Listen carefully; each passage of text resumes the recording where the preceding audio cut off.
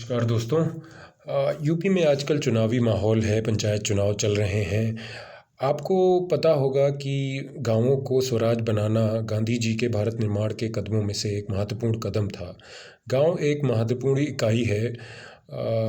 गांव विकसित होगा तो देश विकसित होगा। गांव देश के विकास की नींव रखता है एक तरीके से।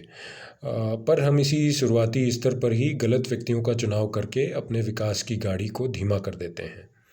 हम दारू, कुछ पैसों, कुछ वस्तुओं के लोभ में आकर अपने वोटों का सौदा कर देते हैं।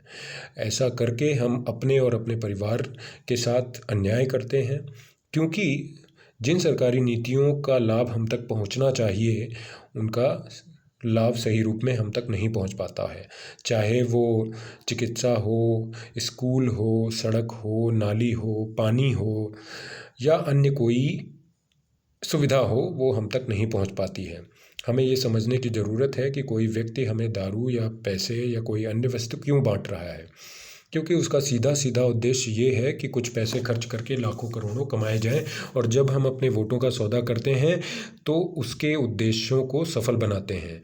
हमें ये समझने की ज़रूरत है कि हमारा वोट कुछ पैसों, दारू और कुछ वस्तुओं से कहीं बढ़कर है। हम अपने वोट का इस्तेमाल करके अपने गांव का, अपने क्षेत्र का और फिर अपने देश का कायाकल्प कर सकते हैं। इसलिए आप सभी से निवेदन है कि अच्छे, ईमानदार और समाजसेवी व्यक्ति का ही चुनाव करें। दारू, पैसों और अन्य वस्तुओं के लोभ में आकर अपने वोटों का सौदा ना करें। ऐसा करने में हमारा युवा वर्ग और महिलाएं अपनी महत्वपूर्ण भूमिका निभा सकते हैं। आप सभी से निवेदन है कि इस मामले में अपने इर्द गिर्द जागरूकता फैलाने की कोशिश करें, ताकि हम अपनी राजनीति को स्वच्छ और पवित्र बना पाएँ। धन्यवाद। जय हिंद, जय भारत।